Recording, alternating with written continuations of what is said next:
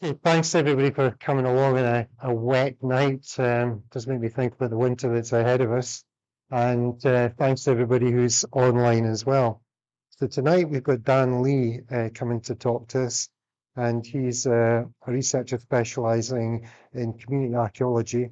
And Dan works with UHI Archaeology Institute and ORCA, the Orkney Research Centre for Archaeology.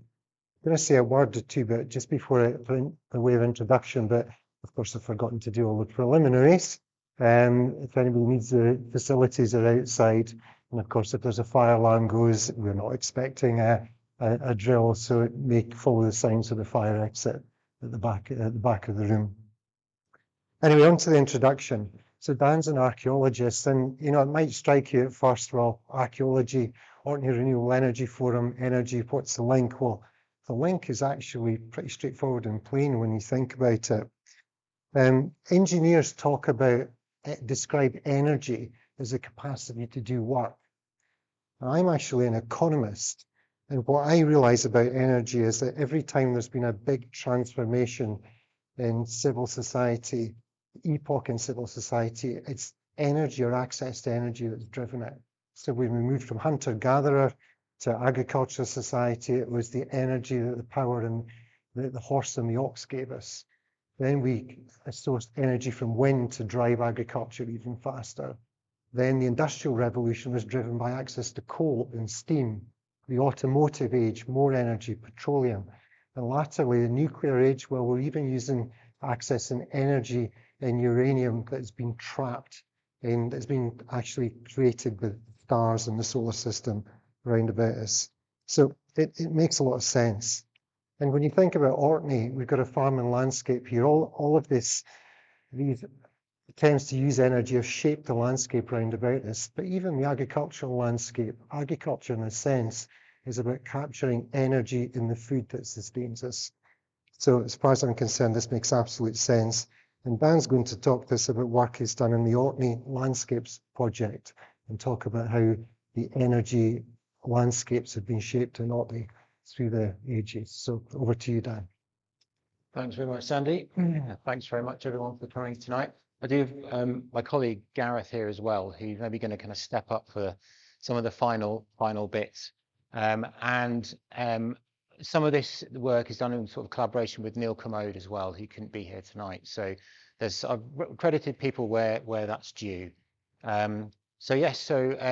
I mean, you might, as Sandy was saying, you might wonder what an archaeologist is doing, kind of thinking about contemporary or energy sites or landscapes from the very recent past. But I think hopefully I'll show you today that there's a method and a process in this that we can explore. So okay, so I'm going to take a bit more of an expansive discussion. So this is starting off with Orkney Energy Landscapes project, which is a lottery funded project that we ran a couple of years ago. Started off right in the middle of COVID, which is probably the worst possible time to start any sort of project that involved work outside and working with other people.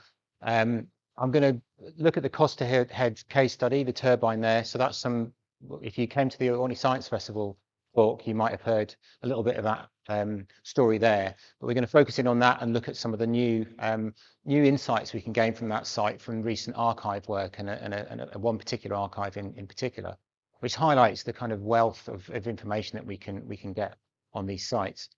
And then moving on to the kind of latest project that we're working on is the Orkney Energy Heritage Strategy, which I'm working on with my colleague Gareth here.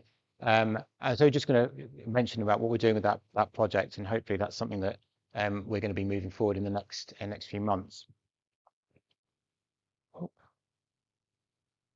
So Orkney Energy Landscapes, what are the key ideas that we were coming in with this? And this was working with a colleague, Richard Irvin, who was at the University of St Andrews. But energy is crucial for understanding the history of Orkney. As Sandy was saying, looking back through prehistory, it's those technological advances are often based in energy technology, and we know how woven in those technologies and those are into the history of Orkney, whether that's in the Neolithic, whether that's in the Bronze Age, different technological advances, and energy is no different.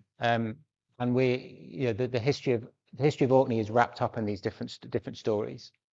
And it's also about recognizing Orkney's global role in the energy industry and energy innovation. And it's about these present day energy developments that we need to contextualize. So there's the renewable industry making great advances in the last couple of decades, but we need to contextualize this. So as an archaeologist, we can take more of a sort of deep time approach, looking at these energy changes through time. And what we're particularly interested in doing at the Energy Landscapes project was taking a community engaged approach. So this was about working with people, exploring and recording these energy sites. So we'll run through some of the places that we recorded there. Now, some of these places might be quite familiar with you. I know there's people in the room that have perhaps worked at these places that are really familiar. And it might be slightly strange to think that some of these things are being recorded by an archaeologist, but hopefully you'll see that you can apply archaeological methods and you can apply archaeological attention to material, attention to time for much more contemporary sites, and there's a real value in that. So we didn't look at every different type of energy within the project. We selected a few. So we looked at oil, peat, wind, wave, and uranium. And I'm going to touch on some of these tonight, some in more detail than others. And the project took in a range of sites across Orkney, from the Flotter Oil Terminal, the uranium corridor in Stromness, and the EMEC wave energy sites and the tidal energy sites to some degree.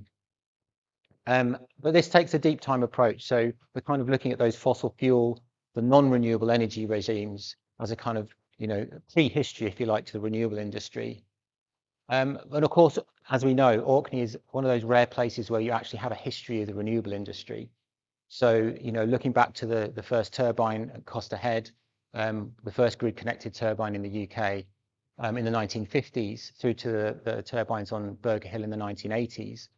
In a lot of places, these big wind energy developments are new, whereas in Orkney, we have that history. So we're interested in looking at those transitions as well, and we'll pick up on those topics later. There's also, even though some of the sites seem quite new and quite industrial, there's a fragility to contemporary sites in general. So, things can be gone in a blink. It's almost too new to be recognized as something important, and something's demolished and knocked down. So part of this is raising the profile of some of these sites, whether it's big lumps of concrete in the landscape or whether it's really ephemeral artifacts. These things can easily be lost. And part of the challenge in dealing with contemporary archaeological sites, if you like, is that they're changing. We're usually looking at a sort of a past that is activities or innovations in a site have finished, and we're looking at the traces of the past. Whereas some of these sites are still being used, some of these sites are still changing and emerging, if you like, into the future. So how do we deal with that? And there's a good example that I'll talk about, a renewable site, how we might approach that archaeologically. So let's look at a bit of prehistory. We're not going to go back too far, but one of our main energy themes was peat. And of course, peat is a very traditional fuel. There's huge areas of peat in Orkney. Most of the peat in Orkney was formed in the Bronze Age, when there was a cooling of the climate and a wettening of the climate, and this caused a lot of blanket peat bog to form across Orkney. But there's been peat forming since the end of the last glaciation, since the Mesolithic and the Neolithic. But really, this blanket peat that you see across the landscape was from the Bronze Age. And of course, peat, being carbon rich, is a really good fuel. And we've got photographs and cutting peats and collect them and bringing them back from the hill in the archives and in historical records. But of course, this sort of activity has been going on for several hundred years. It's just that it's better documented recently. And of course, this is energy production, if you like, fuel production and fuel consumption, largely at a local household level. So this is, often, groups, families, or there's often quite a communal activity. People are cutting peats in the peat beds, helping to get these peats down to the house and stored for the winter. And, if we look thinking about, the landscape and how people understood the landscape and inhabited the landscape, these sorts of cycles, if we think about the farming year, we think about the cycle of activities in the landscape in different places across the landscape, then, peat cutting is one of these activities, gathering kelp from the shore, or, uh, harvesting, growing crops. They're all parts of this kind of, if you like, mosaic of the way people explore and understand the landscape. And peat cutting is actually quite a prolonged activity, taking people up into the hill land from beginning of April. You can see the arrows there, showing the different activities. So flaying the peat, cutting the top of the peat bank, cutting the peat, raising the peats, heaping the peats, and then splitting and bringing the peats down from the hill. It goes over a period of 4 months, and this is a process of people making repeated journeys up to the hill. It's hard work, but this is about a repeated kind of communal activity of storytelling, encountering more perhaps prehistoric mounds full of mound dwellers and hog boons, other supernatural beliefs. And this is about reinforcing people's relationship with the landscape. So here we can see a traditional fuel type, which is, really establishing this relationship with the landscape that perhaps now is perhaps more lost. I mean, how many people that we know cut peat in Orkney now? It's more common elsewhere, perhaps in Scotland, certainly in Ireland, but there's very few people cutting peat now, and it brings a very different relationship with the landscape and the hill land that we have now than we had 50, 100 years ago. But peat cutting on a local scale, but there was actually a commercial peat cutting in Orkney. So we discovered, researching the peat cutting in Edy, actually there was the Edy Peat Company in the early 20th century, from the sort of 1920s up to the Second World War. And this was cutting on the Red Hill, which is the northern part of Edy when you're looking over to the Calf of Edy. So that's the Calf of Edy lighthouse you can see in the top right-hand corner there. And the Edy Peat Company had a funicular railway. So there was actually a peat railway. So when people say there weren't any railways in Orkney, there's the Sandy Light Railway, and then there was the Edy Peat Company Railway. I think it was just a short length. We haven't done much recording on it yet, but there's a cutting, and you can see the ends of the rails still sticking out. The stone-built pier you can see in the historical photographs on the right there has gone, but you can still pick out the tracks. So we recorded this site with sort of light touch recording during the project.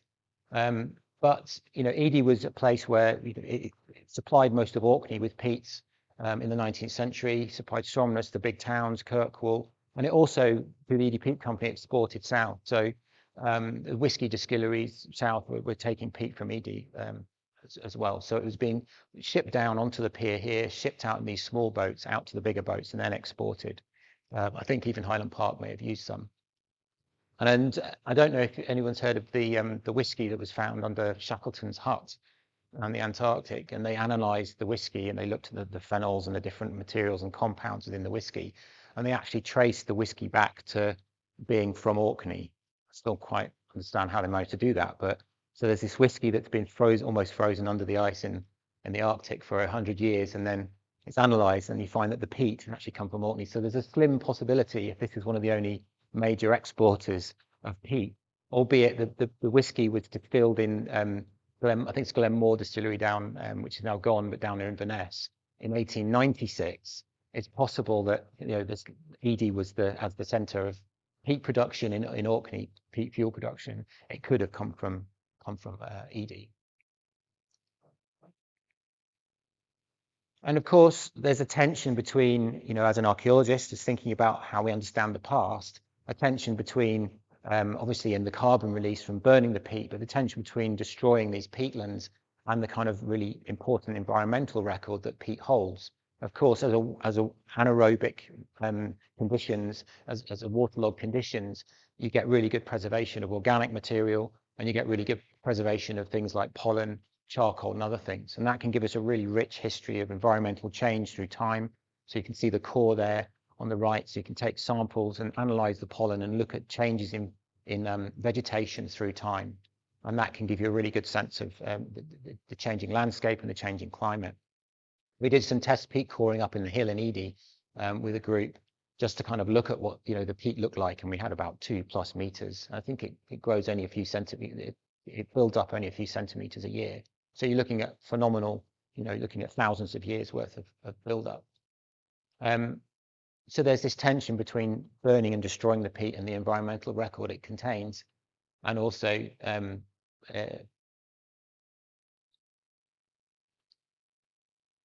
what the peat also contains is traces of a kind of like different fuel regime. So when we're thinking about it, the value of it as containing pollen and other material that can tell us about the environmental record, the same techniques can pick up signs of the Industrial Revolution and high temperature burning of coal and oil. So here, this is not your traditional pollen diagram. Here you can see that the age on the left goes up to 1750, and then it's at 2000 at the top. So the top 25 centimeters of peat there. When you analyze all the different layers within that, you can see they contain these spheroidal, I'm going to say it now, spheroidal carbonaceous particles, SCPs, which are tiny, tiny little carbon particles which come from this high temperature burning. And you can see here, into the Industrial Revolution and into the last few decades, there's much higher concentrations. So if we're thinking about the peat as an environmental record of vegetation, it's also a record of energy changes, energy regimes, and it's also a record of these shifts in the very recent past. And if we think of things like marine litter and other things as these kind of hyperobjects, as Timothy Morton has described them, this is perhaps one of these sort of hyperobjects of the Industrial Revolution or the fossil fuel regime, where you've got these tiny carbon particles invisible to the eye that are kind of preserved in the peat.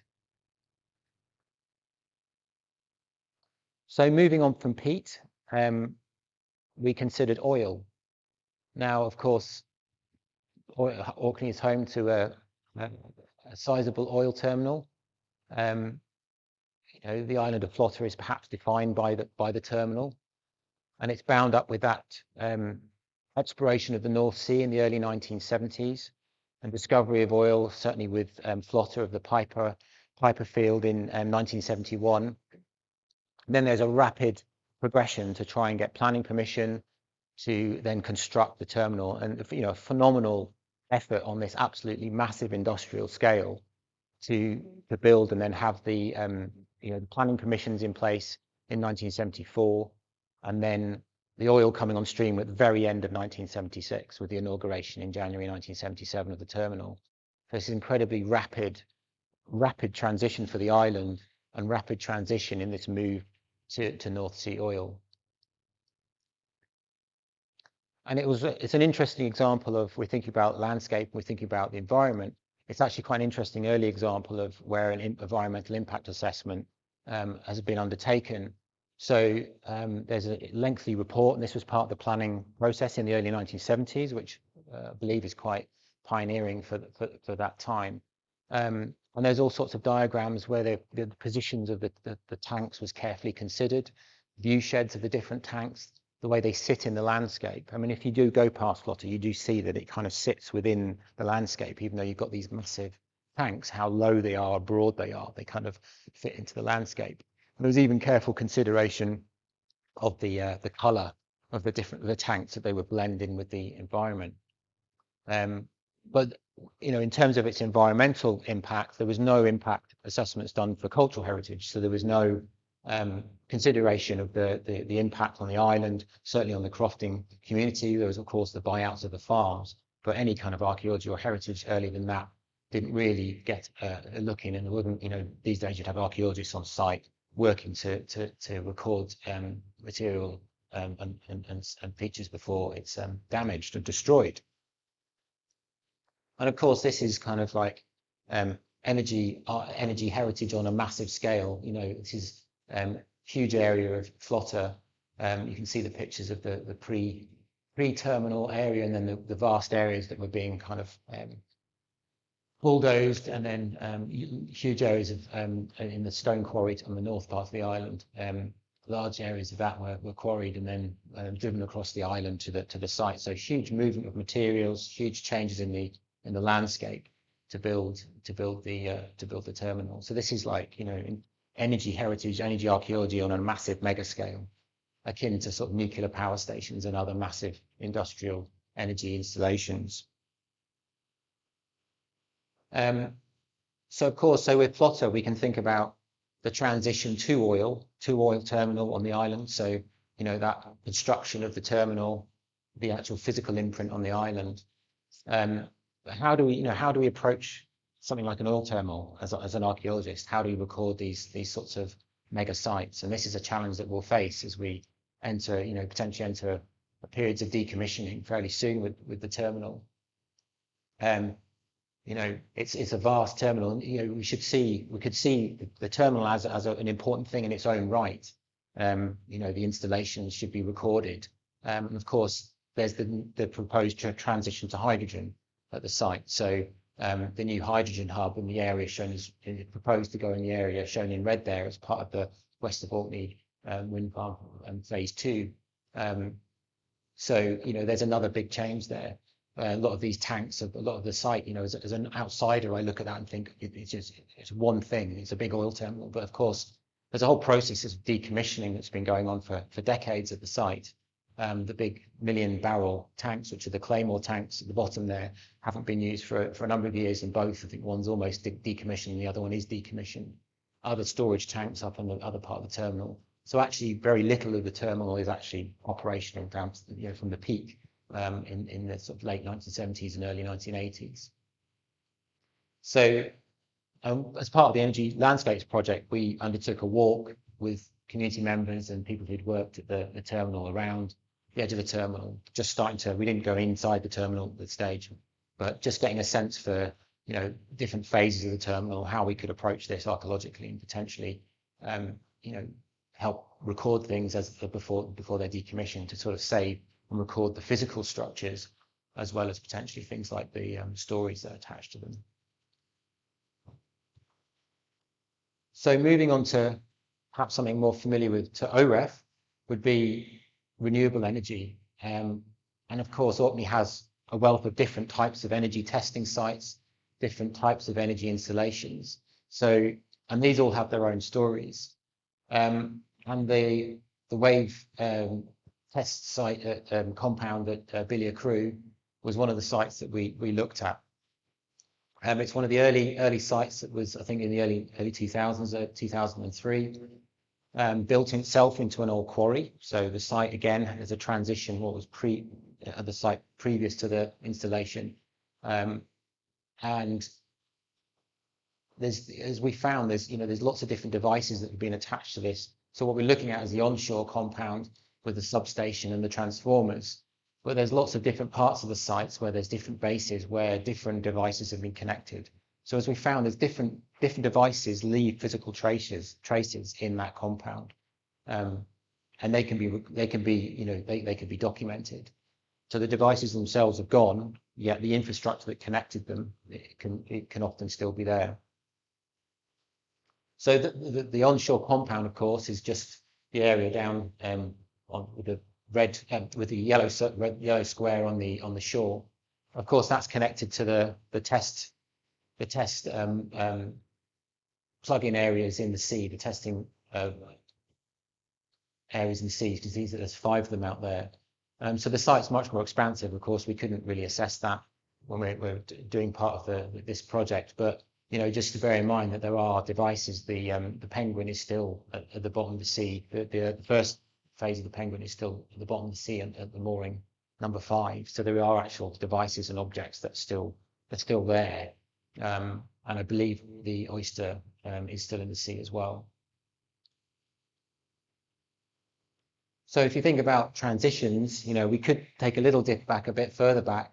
You know, you're thinking about this site in terms of its connection to water, then there's actually quite a rich history and a rich prehistory of this wave test site, going back several thousand years. So you've got just up the burn there, you've got a Bronze Age burnt mound. So this is a technological site. This is where people were heating stone for cooking, for other processes, perhaps fulling wool. Some people think they were used for saunas. So you've got quite an, the thing is they're probably all of these things at different times of the year. So trying to fix one sort of interpretation of them is problematic. But you have a site of innovation and technology that is immediately associated with this later energy test site. And of course, there's a water mill that's just up the burn there. So the progression to a wave test site and this association with the sea and with water is not out of place in this landscape. And of course, you have the compounds for Oyster 1 and the Oyster 800. So the Oyster 800 compound is still there. It's on private land. So as I was saying before, and we used the existing plans and we mapped out some of the different features within the compound. We recorded the buildings, and we tried to find traces of where these different devices were connected. So there's pipelines and cables that were connected to the Seatricity floating device. Most of the infrastructure is related to the Oyster 1. And the concrete bases where some of the containers where the device was monitored were reused with the more recent Microsoft data server. So you can see, and there's other traces as well, but you can see a lot of these devices, there's still tangible traces of them within the compound that we can record. And this is a picture of the Oyster 800 site next door. So this is a rare example where often these devices are decommissioned. A lot of this infrastructure, you can see the pipe coming in, comes up from the seabed, and then there's various pressure containers, and then the pipe that goes into the turbine hall to the left. Usually this sort of thing would be decommissioned, whereas in this case, because Aquamarine Power went bust, the infrastructure was not decommissioned and it's still there. So it's a really, really important thing that we capture this before it's gone.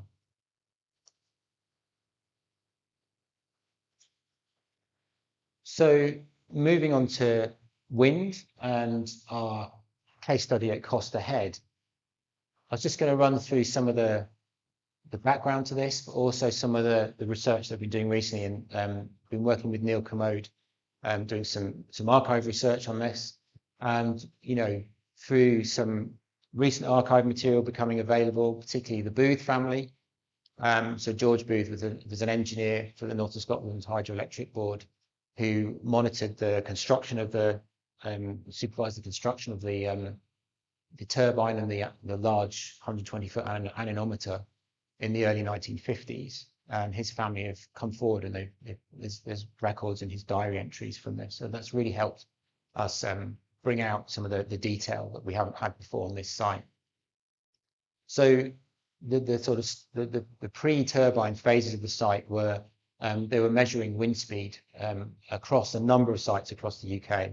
So this is William Golding, whose famous book there in 1955 summarised the different, the project at Costa and the kind of research into wind technology.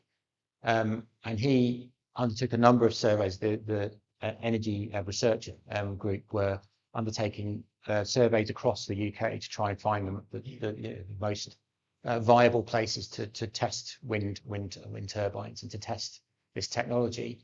And so there are lots of different sites across the UK. So before this turbine on Costa Hill, there was a small mast with an anemometer, and Costa was chosen because of its consistent sort of regular high wind speeds across the UK. And there was also an idea about bringing energy and bringing renewable technology, bringing different forms of energy production to rural communities, in this case, rural island communities in Orkney. So of course, the move to the hydroelectric power in the 1940s and 50s, and this was that kind of move to try and find other solutions for places that were on the edge of the grid. So 1948 to 49, there was a phase of testing the wind, and then it wasn't until 1950 that the anemometer was built, followed by the accommodation hut, and then the turbine in 1951, and then a phase of testing in the sort of early 1950s. So I'll just run through some of the insights we've gained from some of the material that's become available more recently. So there's a whole set of aerial photographs, which gives us a great kind of like baseline for this, because the buildings on top of Costa Hill are, they're recorded in the National Monument Record as a wartime site. But when you actually look at the buildings, they've got really nice wooden sash and case windows. It's actually really well built. It's got really good coinstones in the walls. It doesn't look like a wartime building. So there's an interpretation there that's kind of stuck. But this photograph's really important. This is a series of images taken by the RAF, and so we have an absolute date, 5th of May 1948, and you can see there's no track leading up to the top of Costa Hill, and there's no buildings and no structures. So we can see that all of the buildings and structures there are post-war, which is really important. There is a map of searchlight emplacements in Orkney from the war, and it does show a dot on that hill, but if it was something, it was something very, very minor. It wasn't a major installation. So the process of testing, you can see this is the setup of the site. We'll look at that in a bit more detail, but you can see some of the wind measurements on the right there. So windrows is for September 1949,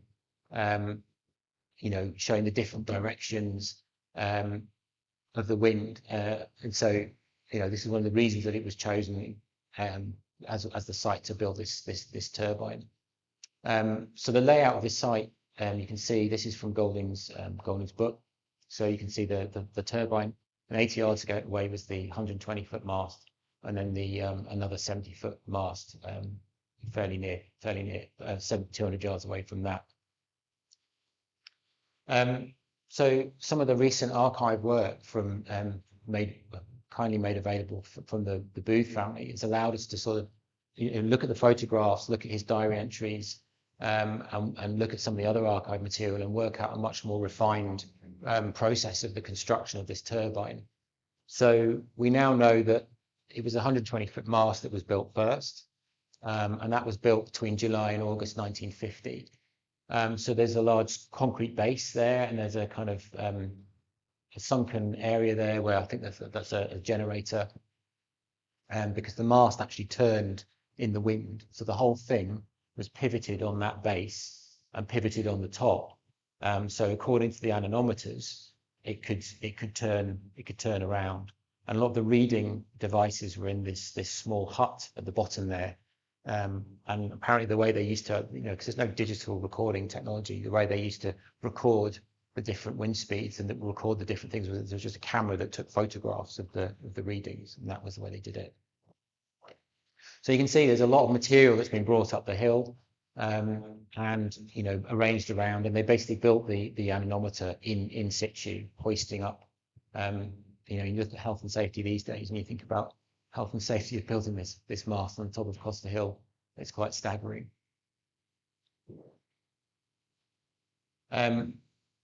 So the turbine tower was started and built between August to September 1950. So you can see one of the images there. You can see the cable drums, and there's a concrete mixer. The foundations were dug down. We think they had a compressor on site. We think they were using a sort of compressor hammer, but they're not really big, massive foundations that you expect. Certainly modern day turbines have these huge bases. This was relatively small, but they were down into the bedrock and bolted in. And you can see that's another confirmation that the anemometer was built first, because the photograph on the right you can see is actually taken from the 120-foot mast looking down at the turbine site. And these are a couple of stills from a newsreel in 1952 that really shows you well. And I've got a couple. I'm not going to play the films today, but there's some good films you can watch online that really show you the construction process. So you can see in April 1951 they were using derricks, they had the generator installed, and by then the control building was complete. But some of the records give us really interesting insights into the workforce and the ins and outs of actually working on Costa Hill and the issues with the weather, and there's even insights into they were staying at the Bercy Hotel and traveling out each day. But in 1952 it shows that they're working 7-day weeks to try and get the project done. And there was a real impetus from John Brown and co that this project had to succeed. And they were using a casual labour force as well of local labourers employed by a team from John Brown and co, this was run out of Clydebank down in Glasgow. So another source of information has been the John Bryan and Co archive, and Neil Commode has got lots of information from there, which we're only really starting to go through. But this gives you a real insight into the kind of like ins and outs of working there, you know, challenges of staff, of unpaid salaries, and that kind of thing. And the report progress reports certainly give you insights into some of the issues that they had working up there. And it does show as well that there was a vision to create another turbine. So there was this there was talk of a 250 kilowatt machine, which, as far as we know, never came to fruition. And there was even inquiries to John Brown and Co for making patents for floating wind devices. So you can see that some of these ideas have been around for quite a long time in terms of offshore wind. So following the kind of construction phases at Costa, there was whole phases of different sorts of testing. And this is when the engineers were regularly coming up to the site. But in 1952, there was the first kind of full test runs. So it wasn't running continuously. And then, of course, there's the January scales in 1953, which, you know, blew most of the hen houses in Orkney into the sea, and there was lots and lots of damage. And there was this there is a bit of a myth that destroyed the turbine and knocked it down, and that was the end of the story at Costa Hill. But of course, you know, more recent archive work has shown that that's not the case. So even in the autumn of 1953, it ran for a short period, and improvements were made. So it was about running the turbine and tweaking the mechanisms. So again, 1954, so it's intermittent operating trials were conducted. 1955, there really was very little activity, and it's interesting that this is a year when this is due to poor weather. It just wasn't viable for them to work up there and to run the turbine. But it's the year when Goldwyn's book comes out, and it's the year that there's lots of publicity in the newspapers. So the Electricity Board are really trying to promote the turbine and promote this story and this innovation. But then, for a number of reasons, the project was taken over by the Electrical Research Association in 1956, and then the turbine sort of disappears off the radar. And we don't know when it was taken down. We don't know when it was decommissioned. But you know, that was the end of the project. So it was a move towards, this was at a time when a lot of funding was going into nuclear energy, and you know, the Costa turbine had proved that you could, you know, generate power, and it was the first turbine to put power into the national grid. But then testing went elsewhere. So, and as far as we're concerned on the site at Costa, that was the end of the story.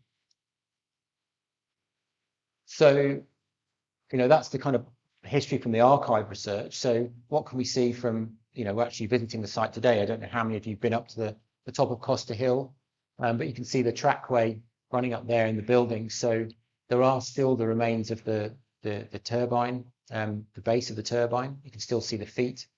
There's the control building, and there's the anchor points for the 120-foot mast. There's the base of the mast itself, and then there's the possible site of the 70-foot mast a bit further out. So as archaeologists, you know, we can record lots of different sites from all periods in the landscape, but we can also, you know, record sites like this that were 70 years old or even more recently, and map and plot them. So the Energy Landscapes project, this is one of our sort of key sites. And we undertook a survey day up there, and so we took a photographic record, a written record, and we also undertook some survey to actually produce a plan of the site. But you can see the building there. You can see some of the windows have been boarded up. Just in front of it here, that's the actual base of the turbine. So you can see the concrete base, and that goes down to a larger concrete foundation underneath. And someone was saying to me, it's probably pylon technology that they were using, overhead electricity pylon technology, to build the tower. But you can see the tower base. You can see it's been basically cut off. You can see the bend on the foot that's nearest to us. So it's cut off and basically toppled. over towards us as we're looking at that photograph. But it's really amazing that actually the base of this turbine survives. And this, considering the importance of this site in the wind industry and the renewable energy industry, it's never had proper recording or recognition for what it is until now. So the building itself, so you can see, I mean, it doesn't look like a wartime building. It's got those coin stones, it's got the wood sash and case windows, but unfortunately inside it's been completely gutted. It would have had 3 rooms. You can see the remains of some of the concrete dividers. It was clearly lined with timber and plasterboard, but there's remains of no kind of like control systems or anything inside it, unfortunately now. And one of the ends has been taken out. It's been used more recently as a cattle shelter. But the building survives, and that's really important. And it's down to even some of the cable holes where the cables went up to the turbine and then into the control building. So we can take an archaeological approach to buildings as well. So in terms of what we do, how we approach standing buildings, so whether a building is something that was built in the Neolithic, we divide it up into all its different parts, and we can record those and describe those. And we can, if the building has different phases, we can then start to try and understand the history of that building and how it's been changed and how it's been maintained. This is a fairly short-lived building, so it doesn't really have many different phases, but we can still divide it up, and all those numbers are the different elements we've divided up. So the window lintels, the windows, the fabric of the walls, some of the fixtures and fittings. You can see little clips where cables were on there, the roof. We make a list and we can record all of these different features on the building. So we've made that record for the building. And in terms of the remains of the mast, so that's the base of the 120-foot mast. You can see the kind of cog system on the top of it there, for that actually rotated that entire mast. And of course the anchor points are still in position around.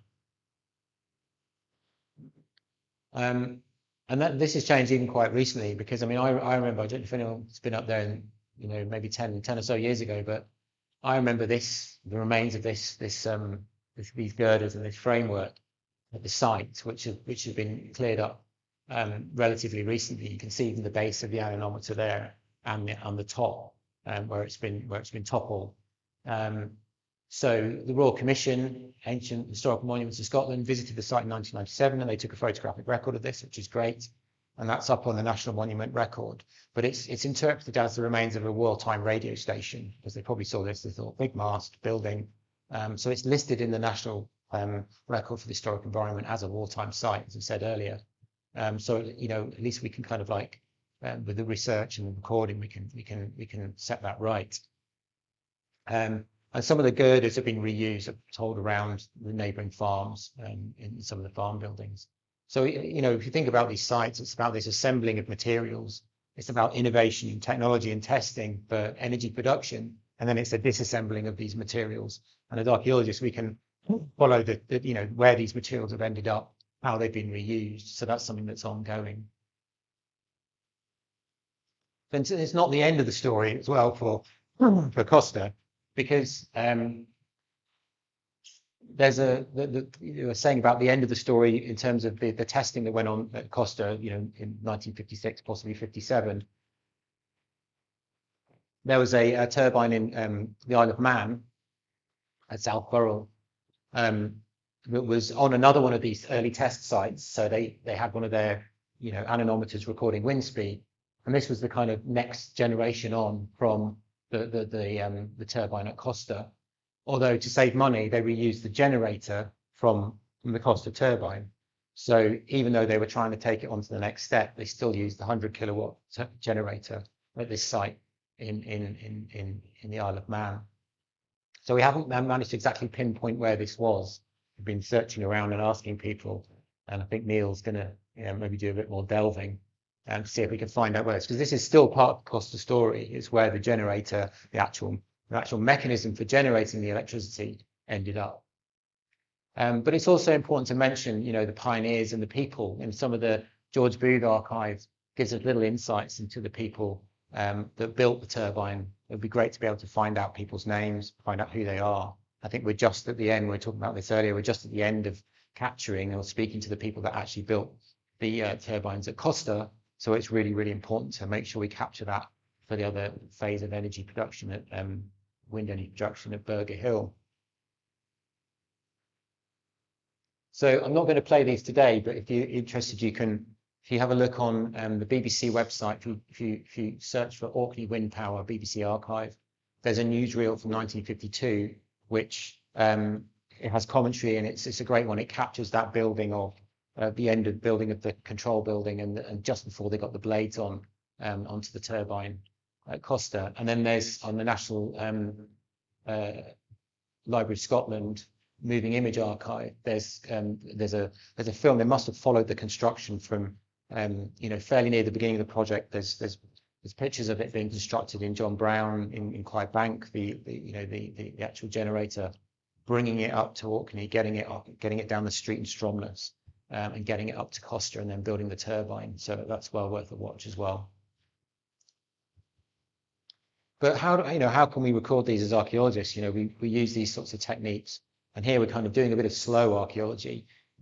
We could go up there with our fancy GPS and record stuff in our total stations and record stuff really quickly.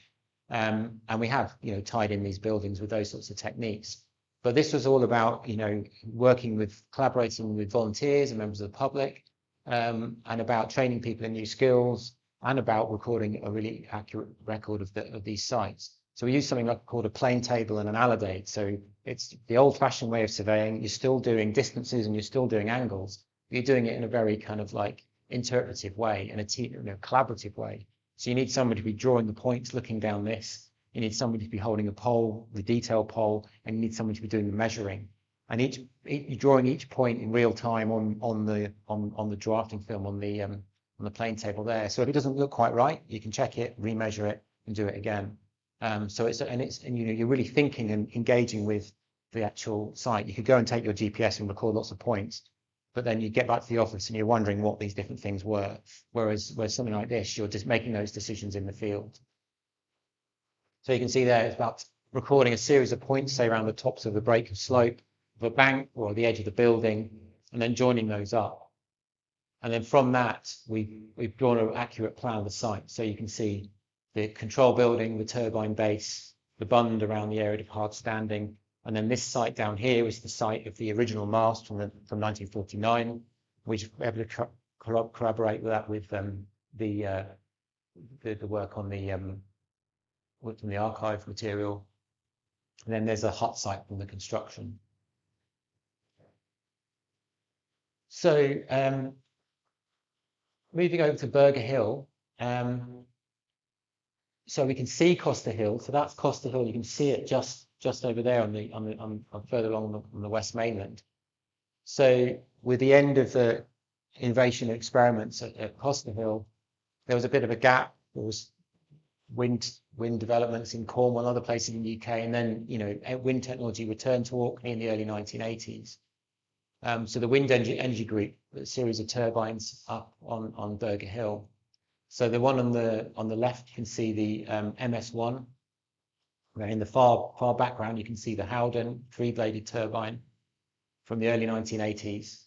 And then in 1987, construction of the LS1, the big, massive 3-megawatt turbine, which really was, in terms of energy generation, a really pioneering turbine. So again, these things are about testing. It's not, it's not necessarily about, about saving these sites as they're decommissioned. But of course, this site carries on being used as a wind energy site with the turbines that have been put there over the last 25 years. In terms of the, locating in these positions, we found that actually a lot of the tracks, when you build wind turbine developments, reuse peat cutting tracks.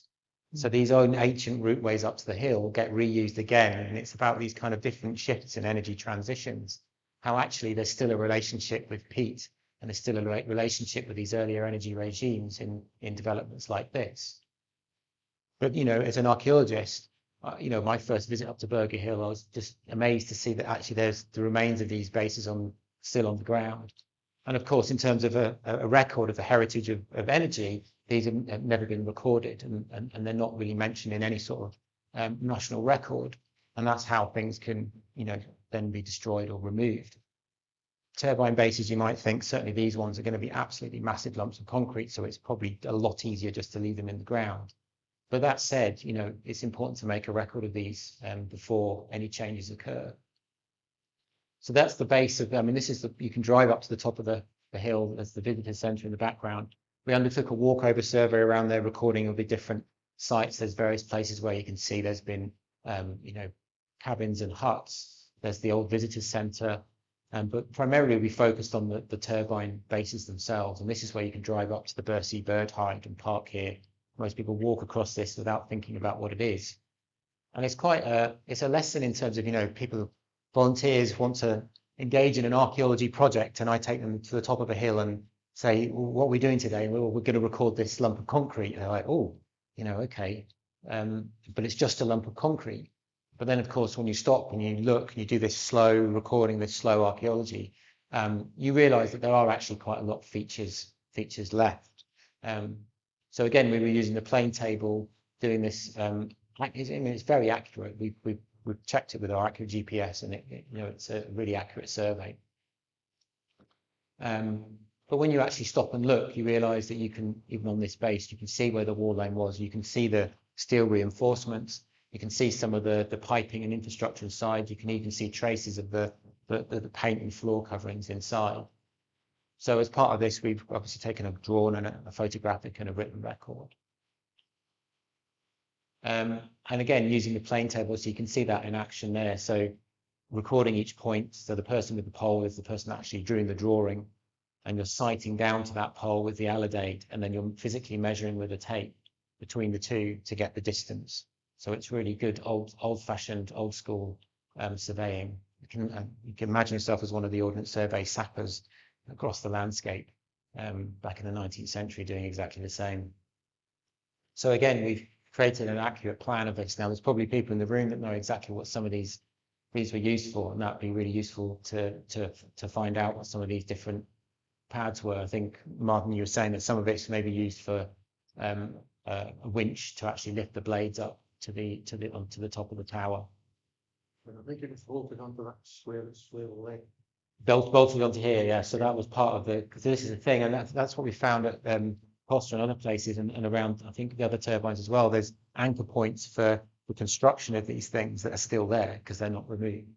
So it's providing insights into that process. And of course, there's still the remains of the three-bladed Howden as well, a bit further on the track. So another large concrete base. This one perhaps with a bit more detail. It's even got tiles from the rubber floor inside. Different features, quite a different build with different wall thicknesses and these metal ties through the concrete wall. So again, we've produced through our drawing and mapping an accurate plan of this site, probably the first time since it was designed in a studio originally and then built on the ground. So in terms of these, none of these are listed in any sort of cultural heritage record. So this is a sort of vital part of this capturing these sorts of sites before they change. I'm not going to talk too much about uranium today, but is this a past or is it an energy future? Of course, Orkney is one of the only places in the UK where there's viable uranium deposits. So there's the so-called uranium corridor, which stretches up from Stromness up to Yezlov.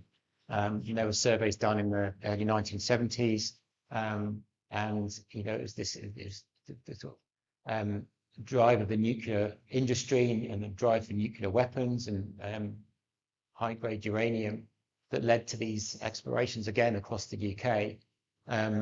And there's the South Terrace mine down in Cornwall, which is the only other place where uranium deposits have actually been removed in the UK. That was active in the sort of 1870s, I think, up to the 1930s. But that's the only other place in the UK, and at the time with Stromness and, this move to try, how do you extract this uranium in this sort of landscape? Are we talking large open cast mines? Are we talking, deep shafts or mines? It could have caused a huge impact on the landscape.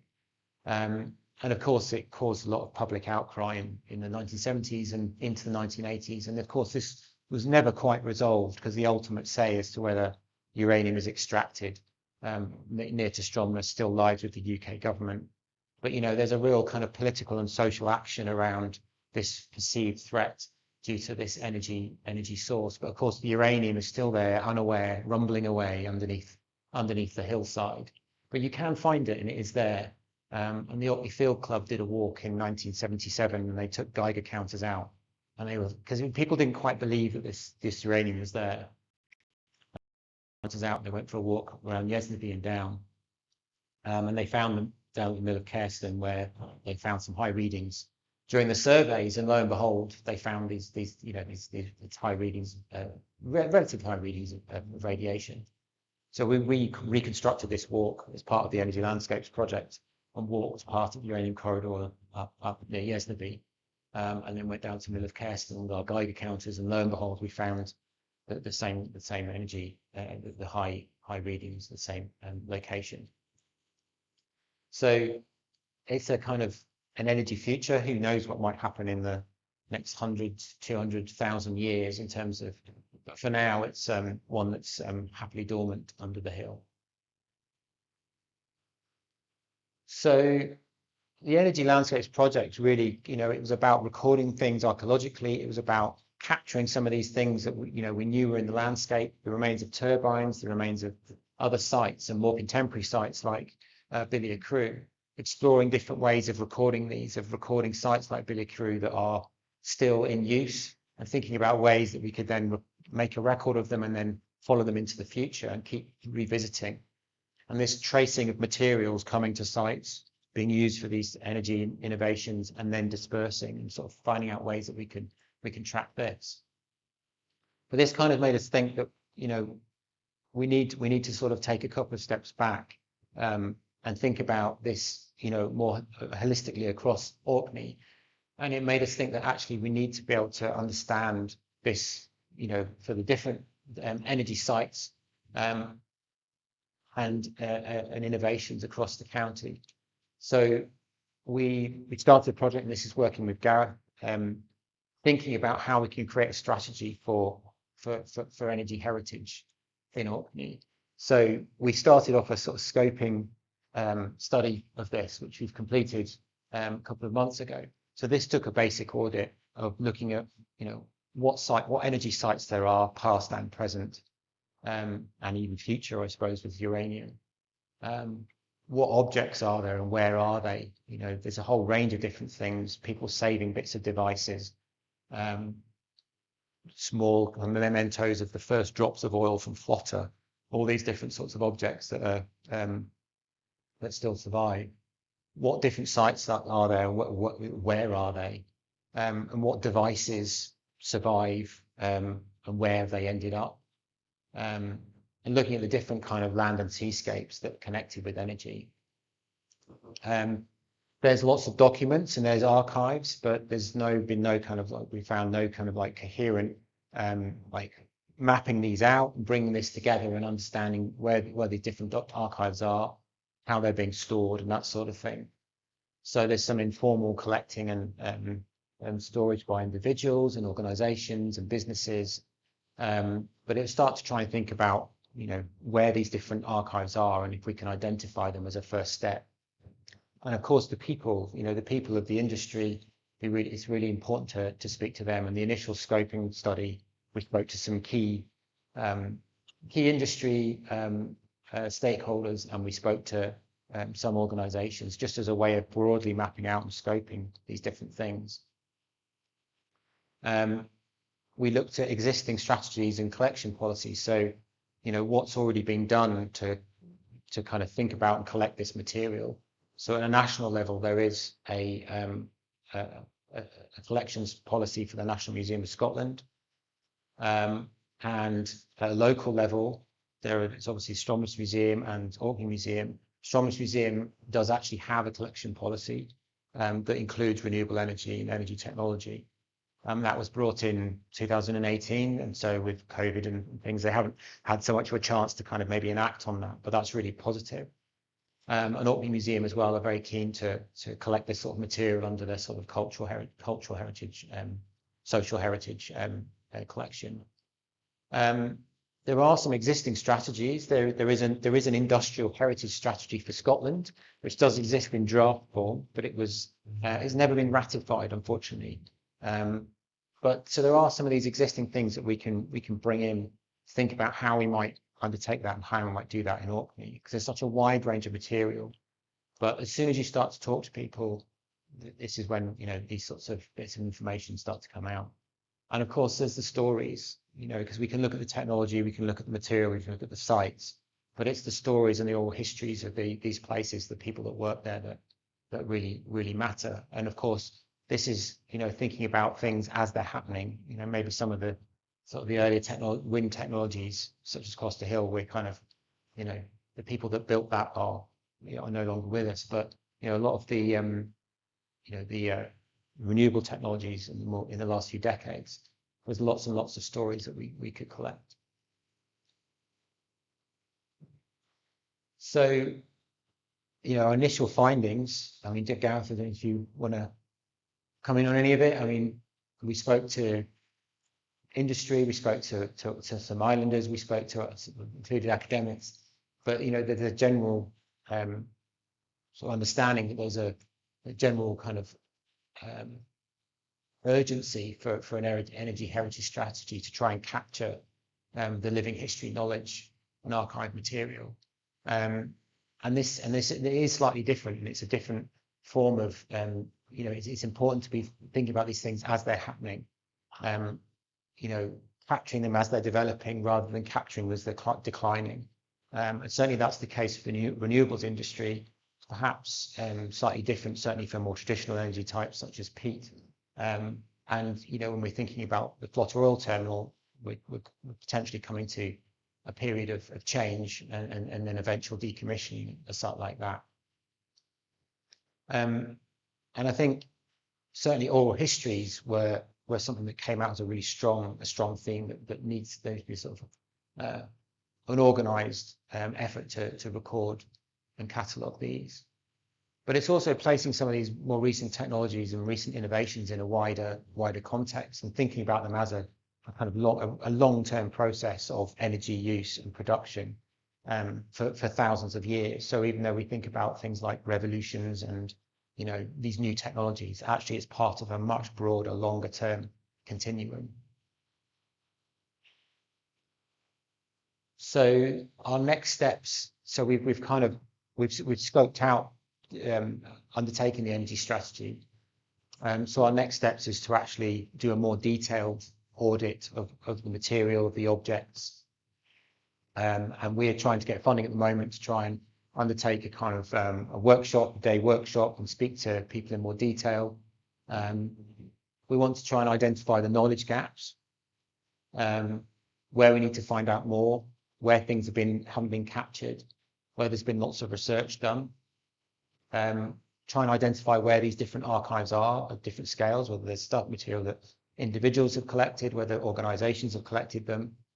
And then that can then start the process of how we then start to try and manage these. And there is a real desire for an energy visitor centre or an energy archive centre, and that's something that has been is something that is seen as a real priority as well. So does this material then end up in a place like this where it can be stored in a way that will keep it stable and keep it safe. And then that's material that people can access and people can study. It'd be really good to map out exactly where these different objects are, whether they're in private ownership or whether they're in people's gardens or whether they're still up on the top of the hill. I'm sure there's lots of different things that we can still capture.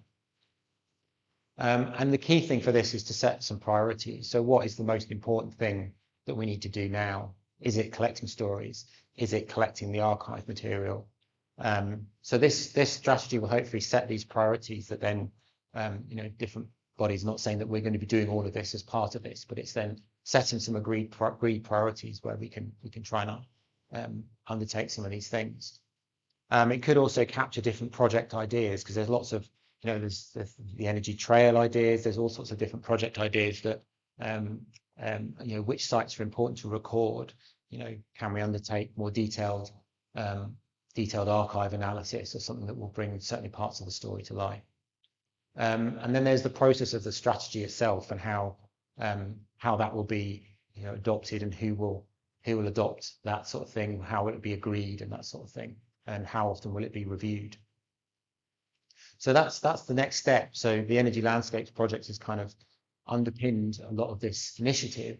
And, you know, we think that, you know, understanding and just talking about and recording the energy story, you know, it really gives us a tool to sort of think about climate change and think about decarbonisation on a much broader level. So kind of using cultural heritage, archaeology, and archives as a tool to discuss these wider things at different levels through education and through wider discussion. So I just wanted to end on this because I think it really sort of sums up some of the things we've been talking about. So this is a hoodie crow nest, and it's from Flotter Oil Terminal. And it really sort of, it's almost a metaphor for some of these things we've been thinking about. So the story behind this was, after the terminal was built, the steps down the sides of the large tanks had all this grating on, and the hoodie crows found that they were really, really good for building nests on. But this was just after the terminal had been built, and there was still lots of litter and lots of stuff from the construction. And so they were bringing in all this different material. So there's bits of wire in there, there's barbed wire, there's cable ties, there's bits of plastic, there's bits of wood, heather. You know, so it's about thinking about this as a sort of metaphor for how these different sort of energy regimes and things are entangled. It kind of has a sense of the past and the future. And you know, although the reason this was saved was that, of course, you couldn't have these nests up on the steps, so they had to be removed, and they're actually really hard to remove because they were so sort of embedded into the steps.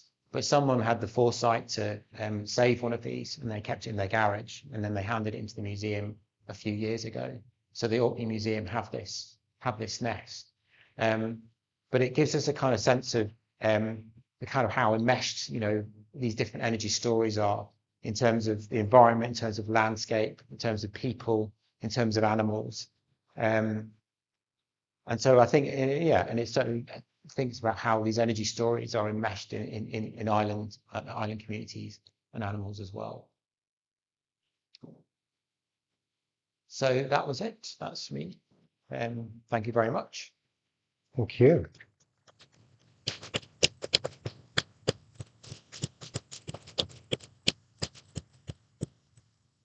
Oh, thanks very much for that. I'm sure we've got a moment or two for some questions. Has anybody? Yeah, there you go. If you have a question, you can hang on to that. Thank you. I know you're working with Neil on some of these projects. Sorry. Are you finding that you're able to get the information on the projects that are happening just now? Are you able to put that straight into the archive of the machines that have been testing, or is that all sort of commercial stuff at the moment? Yeah, I mean that'll be what we hope to try and find ways that we can do that, because yeah, I guess a lot of this stuff is commercially sensitive, and it's, you know, it's still in progress. Exactly. So yeah, there's a balance between how, you know, that commercial sensitivity and those innovations. I mean, I think that's often the way with a lot of the devices. They're actually, you know, certainly some of the early wave devices are destroyed because of the, you know, the importance of the technology. And imagine that the John Brown information of the turbine at Costa Head would have been strictly confidential at the time. So, you know, it's difficult to get that, but it's probably, is it available now? They do have an archive, although it's more kind of like accounts of, like, you know, the Barony Hotel charging them too much, or, you know, those sorts of things. But there are some insights in there that are really useful, and they just give you these little threads of information, and piecing together those with different sources of, you know, with the photographic record and the diaries that we've got, some of the people that work there. You know, it's those sorts of things that when you bring those together, they can really give you those different insights. But, you know, we're working at that with, I mean, it's early days for some of this, and some of this material we've only got quite recently. So, but yes, that would be the challenge, I think, for some of the sites that are happening now, is how we capture that. So that's something that we hope will come out when we, think about and discuss the energy heritage strategy. What is practical? What is possible with industry? How does industry see that working? What do they see the value in capturing some of this if possible? And a lot of these sites change so rapidly as well. I think Billier Crew is unusual because you do have these traces of different devices, whereas often there's refurbishments of like the hydrogen production in Edy. There's big changes going on in that site at the moment. But of course, you've probably got the original drawings, the original plans for the site, which we've actually used for Billier Crew, which can hopefully provide those different stages. But it's identifying what these different materials are and what types of things are important to tell the story, with other, is a key part of it. We don't have all the answers yet. It's just, it's getting people together to talk about it and to try and come up with the priorities and think about what's important to save and what can be saved. Thanks very much.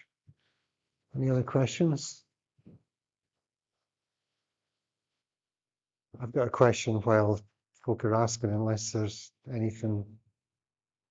I'm sure you have thought about this, but I cast my mind back to a lot of the military stuff that's around that we were busily blowing up in the 1970s. Indeed, my father-in-law came to Orkney specifically to do that in the 1970s, and now we're kind of looking at preserving them and thinking about what, renewables and how often we build in a requirement to decommission and actually take things away, sort of tread lightly, leave nothing behind.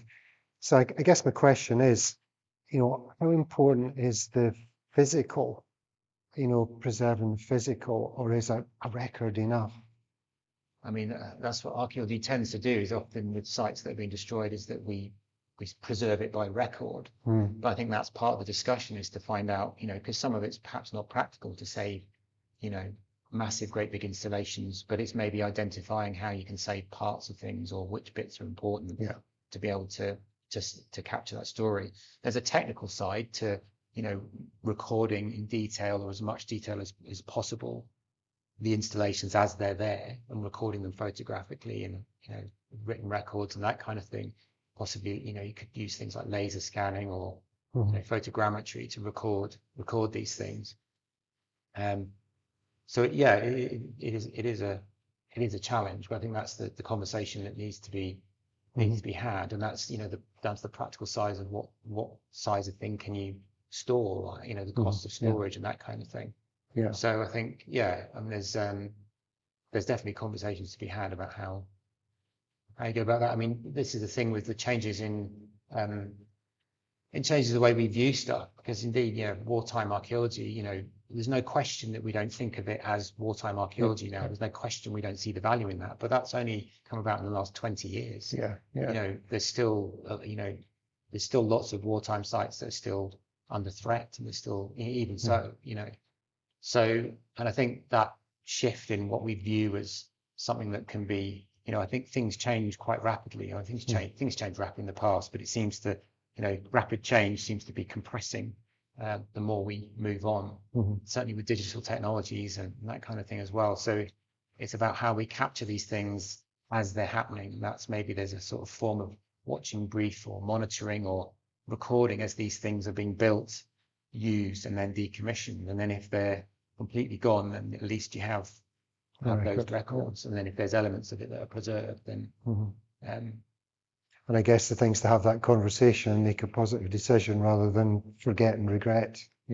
I think it's a good start. We're not saying that this is going to have all the answers, but it's going to be something that can, hopefully act as something that is agreed, and that that people can work on, build on, and draw from.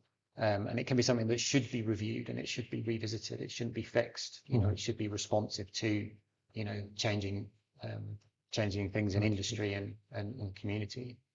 Great. Another question. Oh.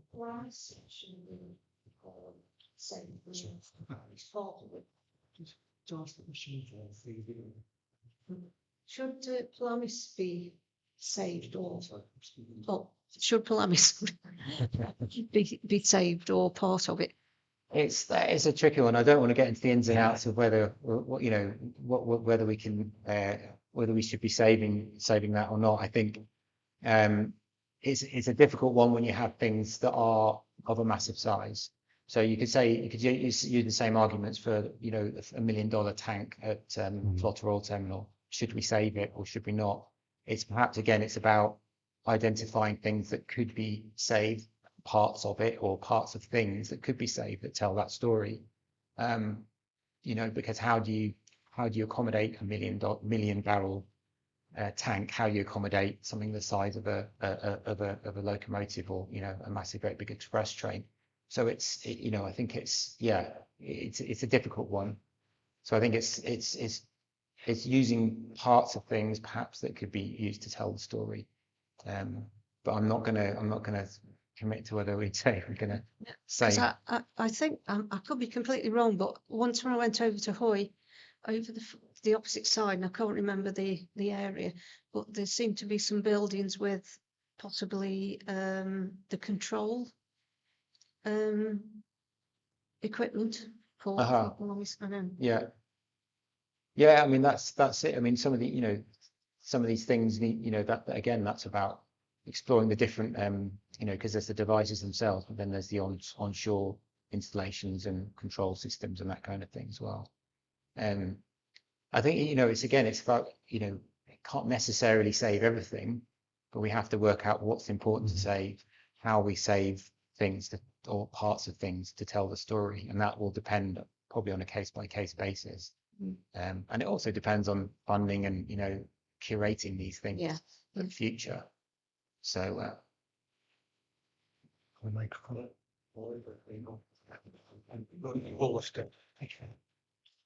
yeah, maybe a bit too close there. The interesting thing to me about Pelamis isn't the actual machine, but about the guy who designed it. Because the guy who designed it wanted somewhere to test it, and there was nowhere to test it.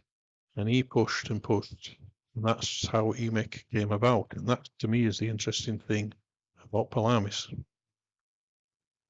Yeah, absolutely. And I think there's these sorts of different stories of different, there'll be lots of stories about the same sorts of events as well, and lots of different people's versions of stories that would be important to capture. But absolutely, it's this kind of, how did these things come about? And if there's stories that are associated with that, then it would be really good to find ways of capturing those before they're gone. Absolutely. Okay, anybody else? Anybody? Last chance? Well, once again, thank you very much, Dan. Absolutely fascinating. Looking forward to hear more about this because there's obviously more to this. And it's not an end, it's kind of a start or something. So thanks very much. And once again, can I just say thank you.